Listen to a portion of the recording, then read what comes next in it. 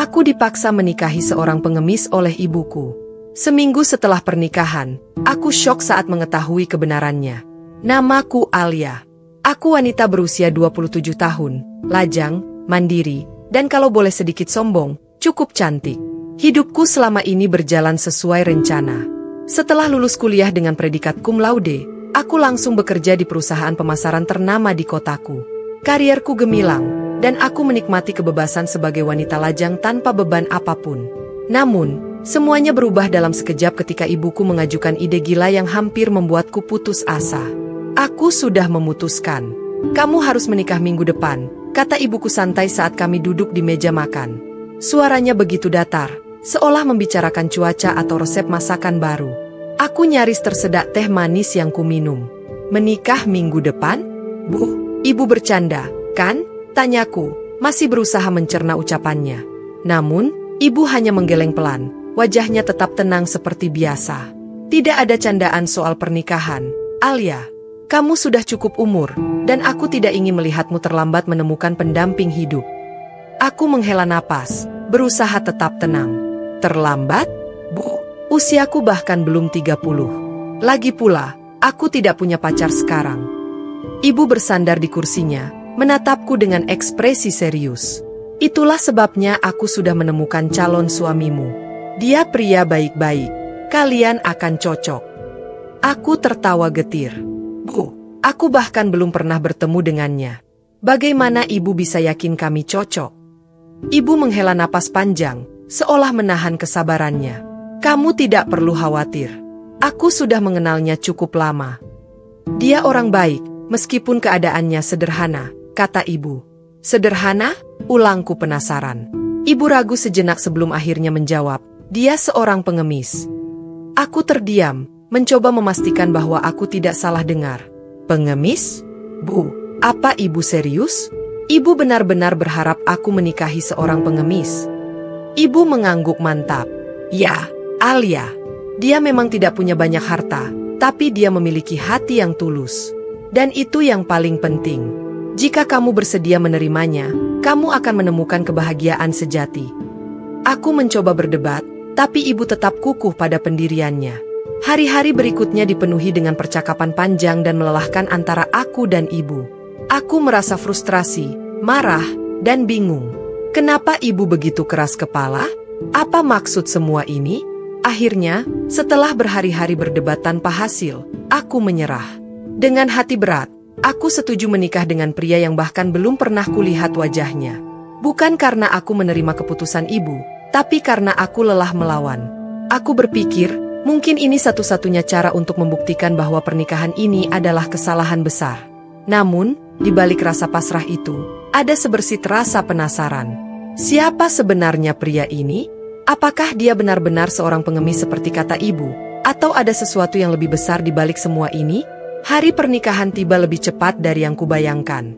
Saat aku berdiri di pelaminan mengenakan gaun putih yang indah, jantungku berdegup kencang. Lalu, aku melihatnya. Sosok pria yang disebut-sebut sebagai calon suamiku. Wajahnya tampan, meskipun pakaiannya sederhana dan tubuhnya kurus. Tapi yang paling menarik perhatianku adalah matanya. Teduh, seolah menyimpan rahasia yang belum terungkap. Selamat menempuh hidup baru, bisik ibuku di telingaku saat prosesi pernikahan dimulai. Aku hanya bisa tersenyum getir. Entah bagaimana, aku merasa bahwa ini bukan akhir dari cerita, melainkan awal dari sesuatu yang jauh lebih rumit daripada yang bisa kubayangkan. Pernikahan itu berlalu begitu saja, seperti mimpi buruk yang terasa kabur dalam ingatanku.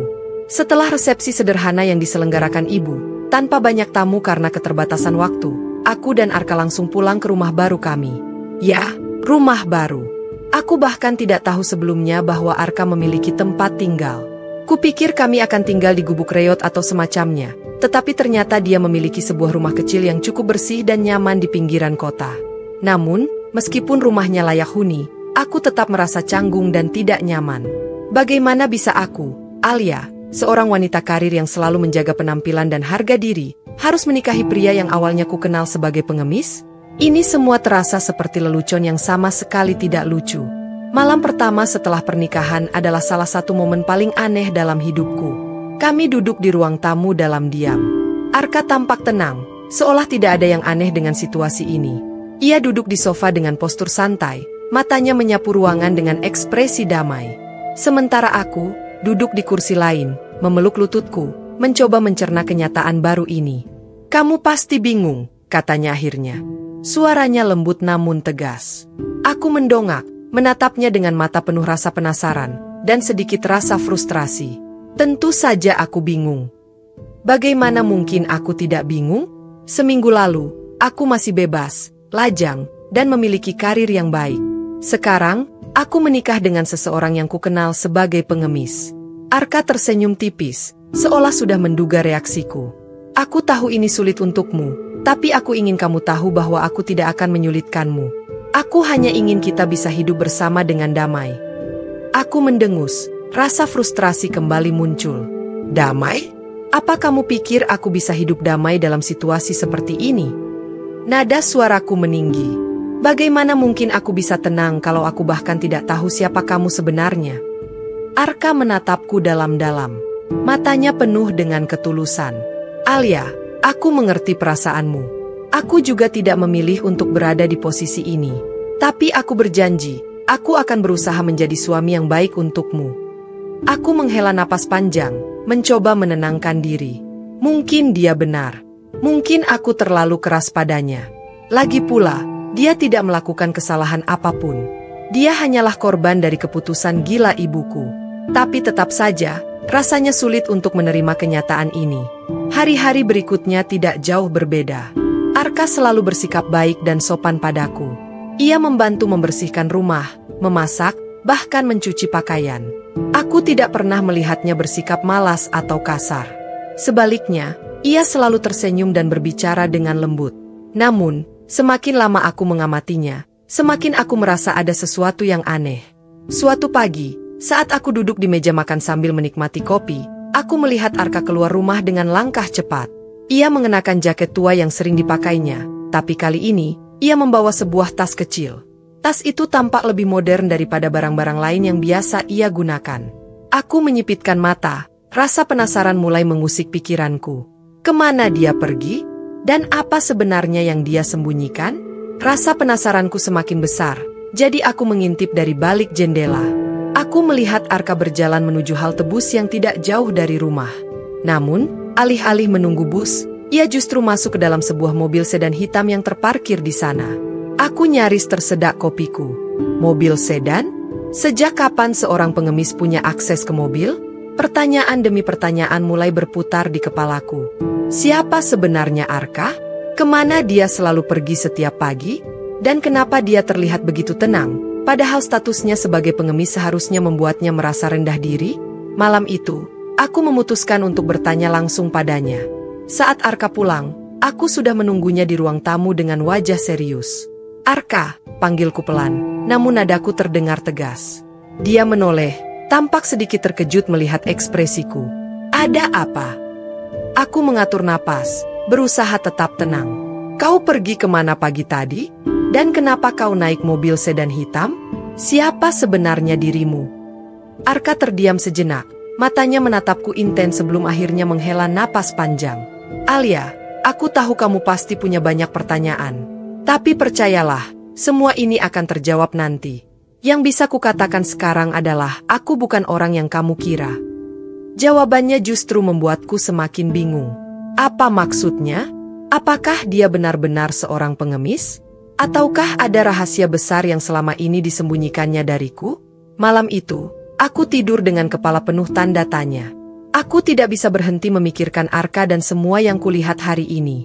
Apa yang sebenarnya terjadi? Kenapa ibu memaksaku menikah dengannya? Dan yang paling penting, siapa sebenarnya Arka? Aku belum tahu jawabannya. Tapi satu hal yang pasti, seminggu setelah pernikahan ini, aku yakin akan menemukan kebenaran yang mungkin akan mengubah segalanya. Hari-hari berikutnya berjalan dengan ritme yang sama. Arka selalu pergi pagi-pagi, meninggalkanku sendirian di rumah. Aku mencoba menjalani rutinitas seperti biasa, membersihkan rumah, menyiapkan makanan, bahkan sesekali membaca buku atau menonton film untuk mengisi waktu luang. Namun, ada satu hal yang tak bisa kuhindari. Rasa penasaranku terhadap Arka semakin memuncak. Aku mulai menyadari banyak hal aneh tentang suamiku itu. Selain mobil sedan hitam yang ia naiki setiap pagi, ia juga sering menerima telepon penting saat berada di rumah. Setiap kali ponselnya berdering, ia selalu menjawab dengan nada formal, seolah berbicara dengan seseorang yang memiliki otoritas tinggi. Aku sempat mendengar beberapa kata yang tidak biasa dalam percakapannya. Laporan keuangan, investasi, rapat mingguan. Apa yang dilakukan seorang pengemis dengan istilah-istilah seperti itu? Namun, hal yang paling membuatku curiga adalah bagaimana orang-orang di sekitar kami bereaksi terhadapnya. Suatu hari, saat aku sedang berbelanja di pasar dekat rumah, aku melihat seorang pria berjas elegan menyapa Arka dengan penuh hormat. Bahkan, pria itu sedikit membungkuk sebelum berjabat tangan dengannya, seolah Arka adalah bosnya. Aku hanya bisa terpaku, bingung, dan heran. Sejak kapan seorang pengemis dihormati seperti itu? Kejadian lain terjadi beberapa hari kemudian. Aku pergi ke pusat kota untuk menghilangkan stres. Saat sedang berjalan-jalan, mataku menangkap sosok yang sangat familiar. Arka. Ia masuk ke dalam sebuah gedung perkantoran, bukan sembarang gedung, tetapi salah satu yang tertinggi di kota ini. Gedung itu adalah tempat berkantor para pengusaha sukses dan perusahaan besar. Hatiku berdegup kencang. Apa yang sebenarnya terjadi?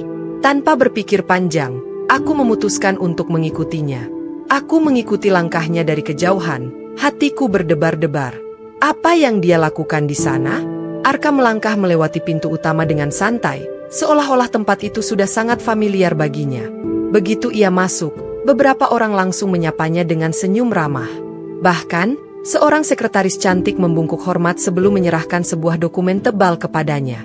Aku hampir tidak percaya dengan apa yang kulihat. Bagaimana mungkin seorang pengemis bisa diterima di tempat seperti ini? Setelah beberapa saat, aku memutuskan untuk pulang. Pikiranku dipenuhi pertanyaan tanpa jawaban. Siapa sebenarnya Arka? Apakah dia benar-benar seorang pengemis seperti yang dikatakan ibuku? Atau ada sesuatu yang lebih besar di balik semua ini? Malam itu, aku tidak bisa tidur. Aku terus memutar ulang semua kejadian yang kulihat dalam beberapa hari terakhir. Ada sesuatu yang tidak beres. Arka bukanlah orang yang ia klaim dirinya. Dan aku tahu, aku harus mengonfirmasinya. Arka menatapku dengan intens, tampak ragu-ragu seolah sedang mempertimbangkan apakah akan mengatakan yang sebenarnya atau tidak. Akhirnya, ia menghela napas panjang. Alia, katanya pelan. Aku tahu kamu pasti bingung, tapi aku ingin kamu mendengarkan baik-baik.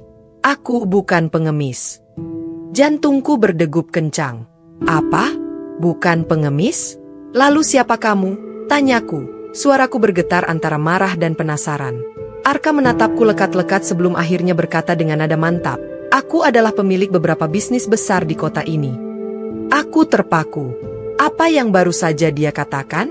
Penyamaranku sebagai pengemis adalah bagian dari rencana yang disusun bersama ibumu, lanjutnya. Dunia serasa berhenti berputar. Ibuku? Ibuku? Ulangku. Masih berusaha mencerna informasi itu. Arka mengangguk. Ya, ibumu ingin mengujimu. Dia ingin melihat apakah kamu bisa menerima pasangan tanpa memandang status sosial atau materi. Itulah kenapa dia memintamu menikah denganku, meskipun awalnya kamu mengira aku hanyalah seorang pengemis. Aku merasa seperti disambar petir. Semua kejadian selama ini, pernikahan yang dipaksakan, sikap aneh Arka, keanehan di sekitarku, semuanya ternyata adalah bagian dari rencana besar yang dirancang oleh ibuku dan Arka. Mereka menggunakan penyamaran ini untuk menguji karakterku. Tapi bagaimana bisa? Kenapa ibuku melakukan ini padaku? Kenapa dia tidak memberitahuku dari awal? Aku merasa dikhianati. Aku dijadikan alat, dijadikan objek ujian. Arka menatapku dengan penuh kesabaran. Ibumu ingin memastikan bahwa kamu mencintaiku bukan karena hartaku atau statusku. Dia ingin tahu apakah kamu bisa menerima aku apa adanya. Aku menundukkan kepala, mencoba menenangkan diri. Rasanya sulit untuk menerima semua ini. Aku merasa marah, bingung, sedikit malu. Tapi di sisi lain, aku juga merasa lega. Setidaknya sekarang aku tahu kebenarannya. Kenapa kamu tidak memberitahuku dari awal? Tanyaku lagi, kali ini dengan suara yang lebih lembut. Arka menatapku dengan tatapan penuh pengertian. Aku ingin memberitahumu, katanya. Tapi ibumu meminta kami menunggu sampai seminggu setelah pernikahan. Dia ingin melihat apakah kamu benar-benar bisa menerima aku tanpa syarat. Aku menghela napas panjang. Semua ini terasa seperti mimpi buruk yang perlahan-lahan mulai terang. Aku tidak tahu apakah aku bisa memaafkan ibuku dan Arka atas apa yang mereka lakukan. Tapi satu hal yang pasti, kebenaran telah terungkap. Dan sekarang, aku harus memutuskan apa yang akan kulakukan selanjutnya. Malam itu, aku tidur dengan pikiran penuh konflik. Aku merasa dikhianati, tapi di sisi lain, aku juga sadar bahwa ini adalah ujian. Sebuah cara untuk mengukur apakah aku bisa menerima Arka apa adanya atau memilih untuk meninggalkannya. Jawabannya belum jelas. Tapi satu hal yang ku tahu, hidupku tidak akan pernah sama lagi setelah ini. Pengakuan Arka malam itu memenuhi pikiranku dengan berbagai emosi yang saling bertentangan. Kemarahan, kekecewaan, rasa dikhianati, tapi juga sedikit kelegaan karena akhirnya mengetahui kebenaran. Namun di tengah semua kebingungan ini, aku merasa telah dijadikan objek eksperimen tanpa persetujuanku. Apakah mereka benar-benar berpikir bahwa ini adalah cara yang tepat untuk menguji karakter seseorang? Keesokan harinya, aku memutuskan untuk menghadapi ibuku. Aku tahu aku harus mendapatkan jawaban langsung darinya. Dengan hati penuh amarah, aku pergi ke rumah ibuku tanpa memberitahunya terlebih dahulu. Saat aku sampai di sana, ibuku sudah menungguku di depan pintu, seolah dia tahu aku akan datang. "Alia, ada apa, Nak?" tanyanya dengan nada santai. Seolah-olah tidak ada yang salah. "Kenapa, Bu?" tanyaku langsung, suaraku meninggi. "Kenapa ibu melakukan ini padaku? Kenapa ibu menyamar Arka sebagai pengemis dan memaksaku menikah dengannya?" Ibuku tampak sedikit kaget, tetapi dia tetap tenang. Dia menghela napas panjang sebelum menjawab. "Alia, duduklah dulu. Ada banyak hal yang perlu kamu pahami." "Aku tidak mau duduk," potongku tajam. "Aku hanya ingin tahu kenapa ibu memperlakukanku seperti ini. Apa ibu pikir ini lucu? Apa ibu tidak memikirkan perasaanku sama sekali?" Ibuku tampak sedih. Matanya menatapku dengan penuh penyesalan. "Alia, aku tahu kamu marah. Tapi ini semua aku lakukan demi kebaikanmu." Aku tertawa sinis. "Demi kebaikanku?" ulangku, suaraku penuh dengan ketidakpercayaan. "Bagaimana bisa ibu bilang ini demi kebaikanku? Ibu membuatku menikahi seseorang yang kukira pengemis. Ibu membuatku merasa malu, rendah diri, dan bingung selama seminggu ini." Ibuku menarik kursi dan duduk di depanku. Tatapannya serius. "Alia, dengarkan aku. Aku tahu ini sulit bagimu, tapi aku melakukan ini karena aku ingin memastikan bahwa kamu akan menikah dengan seseorang yang mencintaimu dengan tulus, bukan karena hartanya atau status sosialnya. Banyak orang di luar sana yang hanya tertarik pada materi. Aku tidak ingin kamu menjadi korban dari hubungan seperti itu." Aku terdiam sesaat, mencoba mencerna kata-katanya. "Jadi, ibu dan Arka bekerja sama untuk mengujiku? Untuk melihat apakah aku bisa menerima pasangan tanpa memandang materi?" Ibuku mengangguk pelan. "Ya, Alia, ini semua adalah ujian." Ibuku menatapku dengan lembut, tetapi kata-katanya terasa seperti pukulan telak. "Aku ingin melihat apakah kamu bisa menerima Arka apa adanya, tanpa syarat.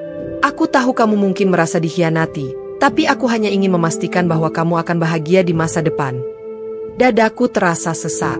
Kata-kata ibuku masuk akal, tetapi cara yang ia gunakan untuk menguji aku terasa begitu salah. "Bu, aku mengerti maksud ibu, tapi cara ini terlalu menyakitkan. Ibu tidak bisa memperlakukanku seperti ini tanpa persetujuanku. Aku merasa seperti boneka dalam rencana gila ibu dan Arka." Ibuku menundukkan kepala, wajahnya penuh rasa bersalah. "Maaf, Alia. Aku tahu ini salah. Aku seharusnya lebih mempertimbangkan perasaanmu. Tapi aku hanya ingin yang terbaik untukmu." Aku menghela napas panjang, mencoba menenangkan diri. "Baiklah, Bu. Aku mengerti alasan ibu, tapi ini tidak mudah untukku. Aku butuh waktu untuk memikirkan semuanya." Setelah meninggalkan rumah ibuku, aku berjalan pulang dengan pikiran yang masih berkecamuk. Aku masih merasa bingung dan marah, tetapi aku mulai merenungkan tujuan di balik semua ini. Mungkin ibuku benar.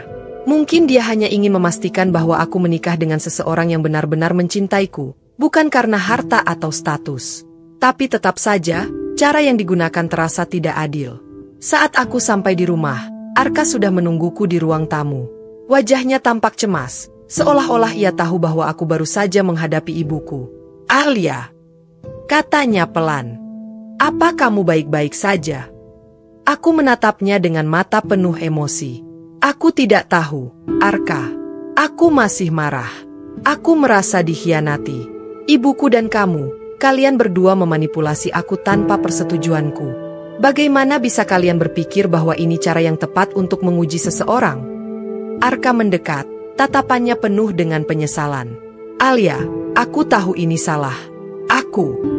Seharusnya aku memberitahumu dari awal, Alia.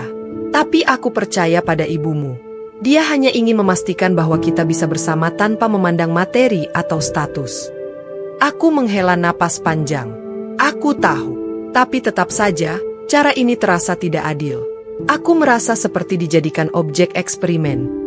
Arka mengangguk, wajahnya dipenuhi kesedihan. Aku minta maaf, Alia. Aku tahu ini sulit untukmu. Tapi aku ingin kamu tahu bahwa aku mencintaimu dengan tulus. Aku tidak peduli dengan status sosial. Aku hanya ingin kita bisa hidup bersama dengan damai. Aku terdiam, mencoba memproses kata-katanya. Di satu sisi, aku masih merasa marah dan dikhianati. Tapi di sisi lain, aku juga sadar bahwa Arka tidak memiliki niat buruk. Dia hanya mengikuti rencana yang disusun oleh ibuku. Arka, aku tidak bisa langsung menerima semua ini begitu saja. Arka mengangguk dengan penuh pengertian. Aku mengerti, Alia. Aku akan memberimu waktu. Tapi aku ingin kamu tahu bahwa aku akan selalu ada untukmu. Apapun keputusanmu, aku akan menghormatinya. Aku menatapnya, mencoba membaca ekspresinya. Wajahnya penuh dengan ketulusan. Mungkin dia benar-benar mencintaiku. Tapi aku masih butuh waktu untuk memahami semuanya. Malam itu, aku duduk sendirian di ruang tamu, memikirkan semua yang telah terjadi. Aku merasa seperti berada di persimpangan jalan. Di satu sisi, aku merasa dikhianati oleh ibuku dan Arka. Tapi di sisi lain, aku juga sadar bahwa mereka hanya ingin yang terbaik untukku. Apakah aku bisa memaafkan mereka? Apakah aku bisa menerima Arka apa adanya? Jawabannya belum jelas. Tapi satu hal yang aku tahu, keputusan yang akan aku ambil nanti akan menentukan arah hidupku selanjutnya. Hari-hari berikutnya berjalan dengan lambat. Aku membutuhkan waktu untuk merenung, mencoba memahami semua yang telah terjadi. Pagi itu, aku bangun dengan perasaan campur aduk, kemarahan, kekecewaan, tapi juga rasa penasaran tentang apa yang sebenarnya terjadi. Arka selalu ada di sana, siap mendengarkan jika aku ingin bicara, tapi ia juga tidak memaksaku untuk membuat keputusan dengan cepat. Namun, semakin lama aku memikirkannya, semakin aku menyadari bahwa mungkin ibuku dan Arka memiliki alasan yang lebih dalam daripada sekadar menguji kesetiaanku. Mereka mungkin salah dalam cara mereka melakukannya, tapi niat mereka bukan untuk menyakitiku. Sebaliknya, mereka hanya ingin memastikan bahwa aku menemukan kebahagiaan sejati, bukan kebahagiaan yang dibangun di atas materi atau status sosial. Suatu sore, aku duduk di halaman belakang rumah, menikmati angin sepau-sepa yang menyapu wajahku. Setelah berhari-hari dipenuhi oleh emosi yang kacau, pikiranku mulai tenang. Aku mulai bertanya-tanya, apakah aku benar-benar marah karena rencana ini? Ataukah aku marah karena merasa tak berdaya menghadapi situasi yang di luar kendaliku? Suara langkah kaki pelan terdengar dari belakang. Aku menoleh dan melihat Arka berdiri di sana, membawa 2 cangkir teh hangat. Ia tersenyum tipis lalu duduk di sampingku. "Kamu bagaimana hari ini?" tanyanya pelan, menyodorkan secangkir teh kepadaku. Aku menerimanya dan menyesap teh itu perlahan. Kehangatan teh mengalir di tenggorokanku, sedikit menenangkan perasaanku yang masih berkecamuk. Arka menatapku dengan lembut. "Kamu sudah memutuskan sesuatu?" Aku menghela napas panjang, mencoba merangkai kata-kata yang tepat. "Arka, aku masih merasa sakit hati dengan cara ini. Aku merasa seperti dijadikan objek eksperimen. Tapi di sisi lain, aku juga sadar bahwa ibuku dan kamu hanya ingin yang terbaik untukku. Kamu tidak melakukan ini untuk menyakitiku, kan?" tanyaku pelan. Arka menggeleng mantap. "Tidak, Alia. Aku mencintaimu dengan tulus. Aku tidak peduli dengan status sosial atau materi. Aku hanya ingin kita bisa hidup bersama dengan damai. Aku tahu cara ini salah, tapi aku percaya pada niat baik ibumu." Aku tersenyum tipis meskipun hatiku masih terasa berat. "Aku tahu kamu tulus, Ar. Dan mungkin ibuku juga punya alasan yang baik. Tapi aku butuh waktu untuk benar-benar memaafkan kalian berdua." Arka mengangguk, matanya penuh dengan pengertian. "Aku akan menunggu selama yang kamu butuhkan." Beberapa hari kemudian, aku memutuskan untuk mengunjungi ibuku lagi. Kali ini, aku datang dengan hati yang lebih tenang. Saat aku masuk rumahnya, ibuku langsung menatapku dengan ekspresi khawatir. "Alia, bagaimana kabarmu?" tanyanya pelan, nada suaranya penuh rasa bersalah. Aku tersenyum tipis. "Aku baik-baik saja, Bu. Aku hanya ingin bicara." Ibuku mengangguk, lalu kami duduk berhadapan di ruang tamu. Aku menatapnya dalam-dalam, mencoba memahami perasaannya. "Bu, aku sudah memikirkan semuanya. Aku tahu ibu hanya ingin yang terbaik untukku, tapi cara yang ibu gunakan itu menyakitiku. Ibu tidak bisa memperlakukanku seperti ini tanpa persetujuanku." Ibuku menundukkan kepala, matanya berkaca-kaca. "Aku tahu, Nak. Aku minta maaf. Aku seharusnya lebih mempertimbangkan perasaanmu. Aku hanya ingin memastikan bahwa kamu akan bahagia." Aku menghela napas panjang. Aku mengerti maksud ibu, tapi aku butuh waktu untuk memaafkan. Ini bukan hal yang mudah untukku. Ibuku mengangguk, air mata mulai mengalir di pipinya. "Aku mengerti, Alia. Aku akan menunggu sampai kamu siap." Setelah pertemuan itu, aku merasa sedikit lebih lega. Aku mulai menyadari bahwa meskipun cara yang digunakan ibuku dan Arka salah, niat mereka tidak jahat. Aku tidak bisa terus-menerus terjebak dalam kemarahan dan kekecewaan. Aku harus belajar untuk memaafkan dan melangkah maju. Malam itu, aku memutuskan untuk berbicara dengan Arka. Aku menatapnya dalam-dalam, mencoba memastikan bahwa aku sudah benar-benar memikirkan semuanya. Aku tahu kamu mencintaiku dengan tulus. Dan aku juga tahu bahwa ibu hanya ingin yang terbaik untukku. Meskipun caranya salah, aku tidak bisa terus hidup dalam kemarahan." Arka menatapku dengan penuh harap. "Jadi, apa keputusanmu, Alia?" Aku tersenyum tipis, lalu menggenggam tangannya erat-erat. "Aku memilih untuk tetap bersamamu. Aku memutuskan untuk menerima semuanya. Aku memaafkanmu, dan aku juga akan berusaha memaafkan ibuku. Aku tahu ini tidak akan mudah, tapi aku ingin kita bisa memulai hidup baru bersama." Wajah Arka langsung bersinar, matanya berkaca-kaca karena haru. "Terima kasih, Alia. Aku janji, aku akan selalu mencintaimu dan menjagamu dengan sepenuh hati." Aku mengangguk, merasakan beban di hatiku perlahan mulai terangkat. "Aku juga akan berusaha menjadi istri yang baik untukmu. Kita akan memulai semuanya dari awal, tanpa prasangka atau rahasia lagi." Beberapa minggu kemudian, hubungan kami mulai membaik. Aku mulai belajar untuk lebih menghargai Arka, bukan karena statusnya sebagai pengusaha sukses, tapi karena ketulusannya mencintaiku. Aku juga mulai membangun kembali hubungan dengan ibuku. Meskipun masih ada sedikit rasa canggung di antara kami, aku tahu bahwa dengan waktu, segalanya akan pulih. Pengalaman ini mengajarkanku banyak hal. Aku belajar bahwa cinta sejati tidak bergantung pada materi atau status sosial, melainkan pada ketulusan dan kesetiaan. Aku juga belajar untuk memaafkan dan melangkah maju, meskipun masa lalu penuh dengan luka. Dan sekarang, aku siap untuk memulai babak baru dalam hidupku bersama Arka, dengan hati yang lebih lapang dan penuh harapan.